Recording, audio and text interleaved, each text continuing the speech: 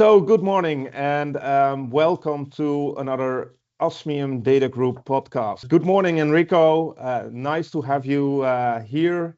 Looking forward to it. And we'll start off with sovereignty because it's something we talk about a lot and you talk about it as well. So, let's do sovereignty on this call. Max, you want to join into the conversation as well? Yeah, sure. First of all, Enrico, great to have you here. Nice Cubbit t-shirt. So hopefully you'll tell us a bit about the news as well in a moment. So just to set the stage, all of us are talking a lot about data sovereignty here and what it means for European organizations, be it public or private. And one of the things that we started before we talked about before we started recording was Enrico saying, "What, you guys are still using Teams?" And we're like, "Yeah." So maybe I would just want to dive in there to discuss a bit about, our exploration into Nextcloud, right? So we had started using, we are of course using Office 365 because we are kind of locked in a bit, but we've been exploring with Arian other solutions such as Nextcloud, which I believe is kind of a company sponsored somehow by the German, Ministry for Digital Sovereignty, if I'm not mistaken. And the thing which was interesting, and Aaron was talking about that, is that they have a suite of a lot of it's covering a lot of capabilities compared to Office 365. But what we're hearing from people which are using it is that it's good enough, it's improving, but it's still quite not there in a few things, right? So one of the things that we tried with Arian was making an equivalent of a Teams call, and we figured out that it's kind of a bit pixelated when we're talking together. And then we were looking like crazy for a record option, and we couldn't find it. And in our exploration, we found out that the way it works with Nextcloud is you contact them, you either get a license and you deploy it on-prem, or you can go to a service provider which offers various level of capabilities. But then again, the model is such that if you go to this provider, they may have recording implemented, others may not have it implemented. Based on who you go to, you will have a different level. So maybe just to end talking here and back at you, Enrico, is we're kind of seeing what we've seen during your exploration when you talk about the level of maturity of cloud vendors and SaaS offerings. We are getting there, but we're quite not there yet. So what's your perspective overall? Well, first of all, guys, thank you very much for having me here today. And we know each other for a long time, and it's always amazing to meet and have this kind of conversation. My perspective is very simple. I mean, we are not yet there. I mean, so everything European. I'm working on some partnership at the moment. So my role at Cubbit is product and partnerships, and you can see that we are missing some pieces. So we delegated too much to to the US, to American companies. And we were comfortable, but now we are realizing that it was a mistake, and it was a mistake for several reasons, not just the current administration that it's a little bit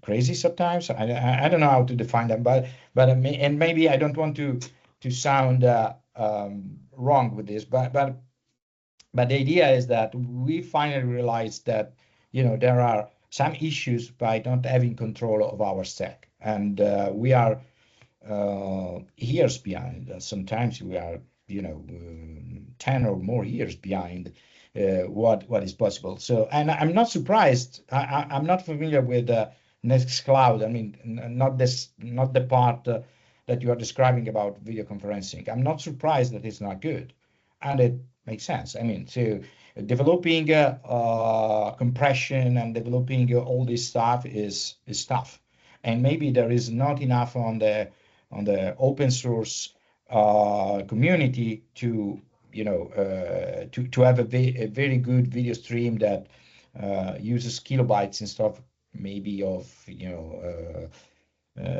megabytes to stream the video from the camera or whatever. So and probably there are some paid codecs or algorithms to make it better. So this is why some of the service provider are going to offer this kind of service. Probably they are premium services, or they are more expensive services. And we are back at the fact that, do you want a good service? Do you want a kind of community level kind of support and service? Do you want something in the middle? And the idea, the more you spend, the more you can ask. And I think the big difference now is that, okay, you are going to AWS or Zoom or Microsoft or whatever for the service that you need, and you are giving them a lot of money. Okay, if you at the end of the month you stop a second and you start thinking how much money you're spending. Okay, how much money do you want to spend in European technology? Because if you spend the same amount of money, it's huge, and then you can pretend to have more.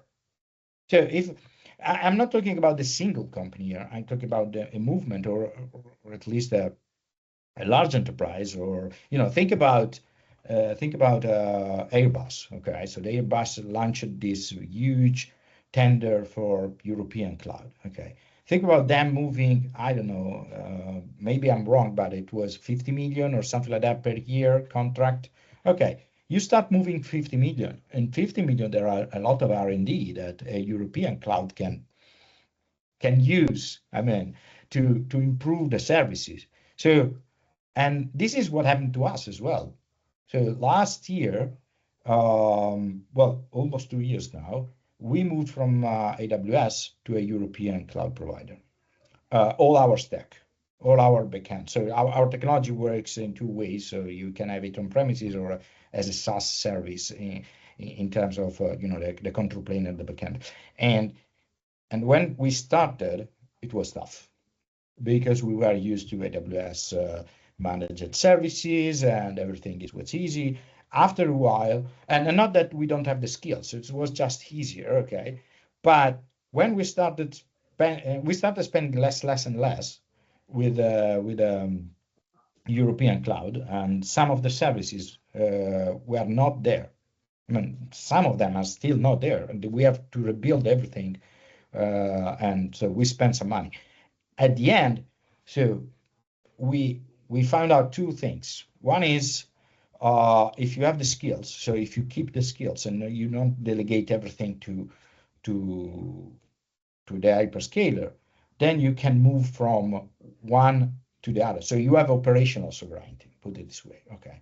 That you are giving a way to these hyperscalers every time you want to, let's say, delegate and save on human skills. Okay. On the other hand, as soon as you move, you can start, asking support from the new cloud provider things. And they listened, and some of the features are coming out. It takes time, yes, 100%, but it's a journey at the end. So if we want to do more sovereign IT in Europe, that's a price that we have to pay. Yeah, I totally agree on that one. I think that a lot of companies that we're talking to and we're working with see that issue. And I think there is another issue as well. A lot of the people that are working in IT and are working as administrators, as people knowing what they're doing within those companies are 9 out of 10 times schooled in either Microsoft or AWS or something else. So they know everything about that, and moving them from that platform into something that's European will be very hard. Although with the customers that I'm talking to, a lot of them are more and more getting to the realization that they really have to look into it, because all the geopolitical stuff that's going on, you can talk about what the US is doing, but there's other states in the world that are doing stuff that's crazy as well. So it's not only the US, it's others as well. But having a friend turning their backs on you is a hard thing. So there's more realization now that we need to do something. One thing that we always say as Osmium Data Group is that you have to know your data. You have to know, okay, what is my data? Where is it? Where should it be? How can I move it? And the application is important, but I think the data is even more important because that's what really matters, and that's where regulations go on. It's not really about the application. We looked at Nextcloud, but we looked at others as well. Actually, the recording that we always did, we did in StreamYard, but then all of a sudden, because we are a business, it went from, I think it was, we paid like 50 euros a month or something like that. It went to 300 euros a month. We were like, okay, that's not going to happen. Let's move somewhere else. Yeah. But you've got those things, and I totally agree on you that it's some teams can do it probably more easily, mainly because they're a technical team. They're already looking into, okay, how are we utilizing the data, and what can we do with moving to another platform? So it might be a bit easier, but there are, especially here in the Netherlands and I think in Europe as a whole, there are a lot of companies that are so tied into, especially I would say Microsoft. I think Microsoft has 85% of the market, I would say. Moving away from that won't be an easy task, especially if you can't tell them it's on par with what we do with Microsoft. If it's, well, yeah. Sorry, I have a couple of thoughts here, and one is, I mean, you know that I am a data first kind of guy. I mean, so everything starts from data. I mean, AI is nothing with data. Security is nothing with data. You have to know where data is. What you're doing with it, and I totally agree with you. There is another aspect, I think, and that you touched at the beginning of what you said. Practically, so people know AWS now, and they know Google, and they know also Microsoft or whatever. Yes, okay. So the inertia to move them is huge. I mean, think about VMware. Okay, a few years back, everybody was VMware. I mean, so how many? So if you were a system administrator, and you had your certificate certified system administrator for VMware, then it was easy. No, I mean, it was easier to find a job. It was easy to keep it, etc., etc. Now, because VMware changed their, licensing and everything, and they want to screw, as much money as they can from you. Okay, even if they want to sell you, because sometimes they just tell you that they don't want to sell, very few licenses. The minimum contract is so high that it's unfeasible. So everybody's moving to other options. Okay, Proxmox and everything. I mean, and now if you are a VMware administrator, doesn't really count anymore. I mean, you need to be a Kubernetes or you need to be a KVM expert or whatever, Nutanix, or I don't know. But the idea here is that, okay, so this changes things forever. So the change at VMware forced people to move in another direction. And now, you need virtualization skills, so because the basics is always there, but you need to know different type of environments, tools, and et cetera, et cetera. The same is going to happen here. Okay, so of course you are very familiar with the stuff. You have a certification from AWS. AWS has spent a lot of money to make you proud of your certification and everything, and they told you that nobody was fired to buy AWS like it was in last century. Nobody was fired for buying IBM. Okay, now it's no longer the case again. So you have your skill. The basic skill are the same. The cloud is the same. Most of the open source tools are the same, etc., etc., etc. Now you have to refocus a little bit and think about European, okay? And maybe, it will take some time, but it's the same stuff. So we are moving as Europeans. We are looking at different options now, and the options are, require a little bit of, rethinking the way you retooling, you building stuff, but it's still there. Yeah, So, I think that's what you said. I think we need to start rewiring our brains, and it's to back to what you both said is you never can have exactly the same solution. You can go, let's say, to Hetzner or VHCloud or wherever else and say, I'm going to get the same service as I'm getting in AWS. I was experimenting a bit on a personal level with Hetzner, and I was kind of sometimes confused because they seem to have 2 or 3 different consoles to manage different aspects. So, I mean, I'm not saying that it's always easy at AWS where you have also a plethora of tools to manage everything, but there is... you have to get a bit uncomfortable, if you want to make a real change. We've been talking here about the administrators and the people who have been certified, but of course, the other counterside to that is also the business aspect. What does it mean for me? Back at your point and Arian's point about data first and, understanding data, you have to be data centric nowadays to understand what you're doing. It should be dictating everything. We've been talking about that in reports that we've co-authored all together, where if you don't have clear data management, clear data governance, you cannot start orchestrating anything, because in the end you don't know why I should put my data here on put my emails here or put something else there. Without that, you cannot do anything. That should be the foundation. And it goes to garbage in and garbage out towards AI and LLM stuff. So that's where you need to start from the data management perspective. But then there is the layer, which is what happens at the strategic and business layer, right?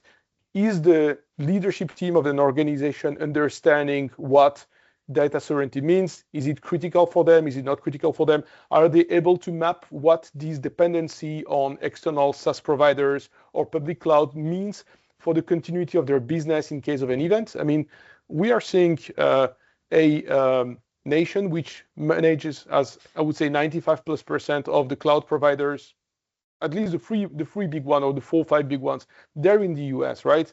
And if there is a country where someone can decide overnight that is going to put 10%, 15% taxes here and there, then you can extrapolate what can happen. So it's very easy nowadays to disrupt, the lifeline that many organizations depend on, be it AWS, be it emails, be it, whatever, productivity. So just to make it short, if you want to make a change, you have to think strategically about what does it mean.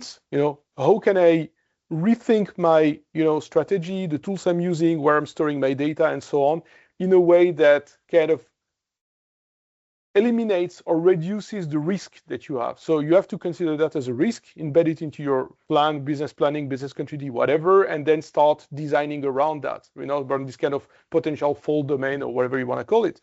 So that's the first thing. And the second thing, which I'm getting back to, and then I'll hand over to you guys, is, there is friction in change. And the reason why I'm saying that is that I'm applying that to myself. I've been offboarding for most cloud services, be it iCloud, be it, all of the SaaS providers, etc. I'm self-hosting a lot of stuff. It's not easy. It's not a comfortable thing to do, but it's a satisfying thing to do, that I'm able to run stuff on my own and that I'm not dependent, to what Arian said, on a SaaS provider suddenly deciding to hike prices by 50, 100, 200%. And what you see here at a small scale for, small companies is what happens with larger companies, right?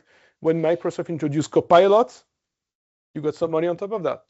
So guys, back at you. I mean, I agree with most of what you said. But when you talk about friction, okay, friction is visible only if if you don't have the commitment to do something. I mean, so and maybe let me explain this. So a few months ago, I was talking with a CIO of a company, and it was like us telling them, well, there is a sovereignty problem. You have to do something. We have the right technology. Of course, we were selling our technology. But the idea is, you are all in AWS, etc., etc. And he told me at that time look, we have this magnificent stack, everything works well, we are very comfortable, we don't have to do much, etc., etc., etc., etc. Okay, and so yeah, potentially for very secondary use case, we could use your technology. We can think about it, but I'm just the stuff to move, and migrate things to your platform. I don't even think it's convenient for us because we have a lot of to do, etc. A few weeks ago, he called me back and practically had this mandate to move, start moving stuff to Europe, and the friction is gone. I mean, now we have to do this. I mean, like, we forgot the conversation a few months back, and it was a new guy. And okay, yes, we can move it. So we were starting about, some file workloads and how we can move it to Europe with there is work, but actually, the friction is way lower. So people introduce friction sometimes, and technology is there. Yes, I mean, I'm not saying everything comes like for free. Okay, I'm saying that if you start to delay or slow down a project, it's easy. It's very easy. But if you are committed on it and you want to get results, and you find workarounds, you find everything, and you can speed up and accelerate. So yes, I mean, there is a lot of friction. Maybe if you want to do it, I'm pretty sure you can. That's the Thanks main for that. difference. Yeah, absolutely. I agree on that one. Considering time and that kind of stuff, I do want to make sure that we pay enough attention to what you're doing at Cubbit as well, Enrico. So you already kind of went into that. I want to ask you to introduce a little bit about what you do with Cubbit, what Cubbit can do for European companies when you look at data sovereignty. I think you already mentioned it a bit, but I want to make sure that you have enough time to do that as well. Yeah, so in a few words, because I don't want to make this a marketing speech, but or a sales speech, even worse. But the idea is that Cubbit is a software-defined geo-distributed cloud storage solution. Okay, we think about cloud storage, not just object storage, even if the core is object storage, because we provide an end-to-end solution out of the box. The main difference between us is we sit between the cloud and the conventional object store that you install on premise. Okay, because you can have our solution with a control plane that is managed by you or is managed by us in a SaaS fashion. So, and you can start and build a cloud service provider in 30 minutes. I'm exaggerating. I'm doing it in 15 minutes now with that. But I'm familiar with the UI and everything. So let's say in 30 minutes you can start your own cloud storage service, and this is why 65% of our customers are now service provider all across Europe. And the idea is that our technology is so that the geo-distributed part means also that everything is encrypted at the very beginning of the process. Then we apply our erasure coding algorithms, and we spread all the segments we create to many nodes. There could be different data centers everywhere. So it's the security level is top notch, because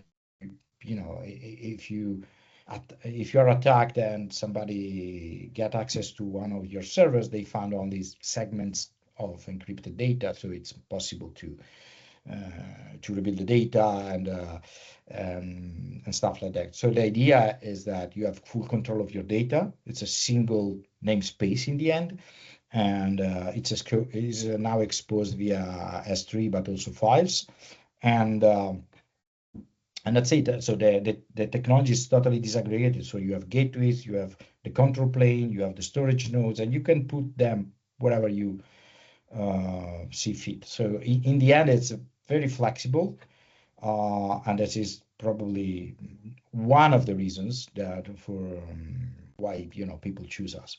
And in the last year, we won a lot of new customers in the defense industry, in the healthcare, in government. So all kind of end customers that are really focused on sovereignty, but more than sovereignty as the political stuff around sovereignty. It's about keeping control of your data, okay, which is a form of sovereignty that is more strict, put it this way. So so they own their encryption keys. They have everything under control. And when you need to control your data, I think our solution is well, it's one of the best. Now this is the sales pitch part.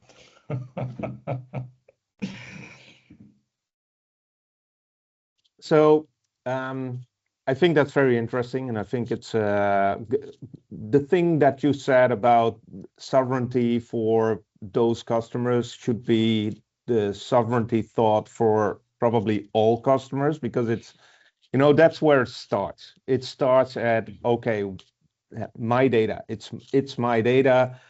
What is what I want to do with it? Where should it be? And I think we already went into that. And if you have a solution that can help you with that, that should be your first option. And it should have been long ago already. And you see that customers, especially your customers, are already moving into that. I think that's a beautiful thing, because it's really needed, especially in EMEA, where we focus on, but probably around the world. Are you already seeing that it's not only EMEA, but it's moving to other parts of the world as well? Yes, no, 100%. We now have customers calling us from, well, actually, we already have customers in India and Brazil. So we are expanding outside Europe, or continental Europe at least, and we are not really have operation yet in these countries, but actually they are calling us and they are using our. Some of them are pretty big. I mean, there is in Brazil an installation that is more than 6 petabytes, and so. I mean, and they are using the SAS control plane actually. So it's an archiving solution for medical data, but it's interesting because they don't want to, they were on a I think they migrated from an American hyperscalers. They had the same problem that we had. So so I think it's everywhere. I mean, everybody wants to keep more control on the data, and it will take some time because large companies, as well as organizations that are more concerned about this kind of problems, security and stuff. Yes, the medium-sized, small-sized organization, it will take a while. You know what happened with ransomware, for example. At the beginning, everybody, it will never happen to me.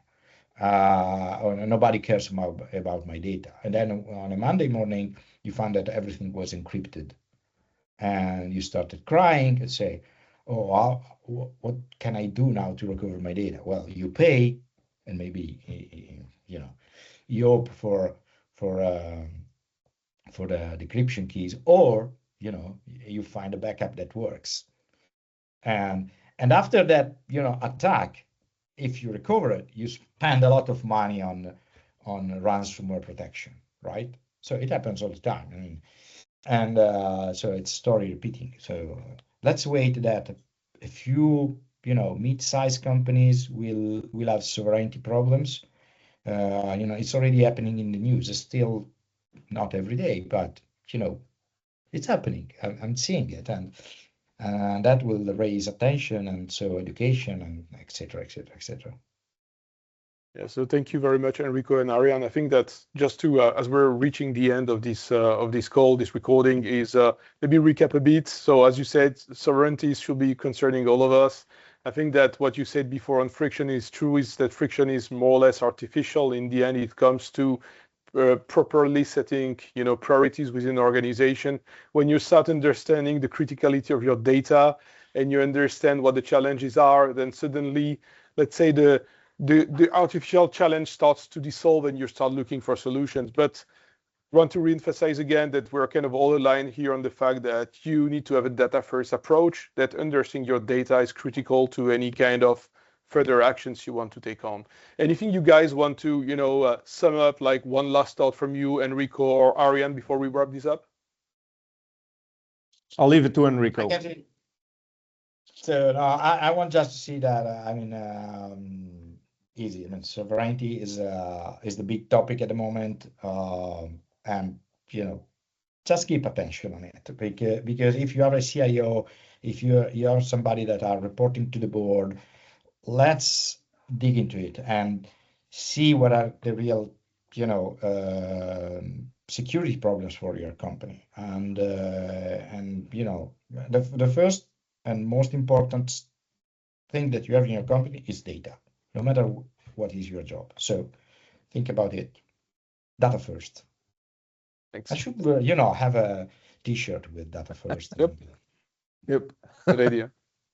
Okay. Then thank you very much, guys. It was a pleasure having you here, and we look forward to catch up with you, Enrico, around something good like a pizza or something, not in virtual. Thank you. Ciao, guys. See you. Thank you very much. Guys, Ciao. thanks.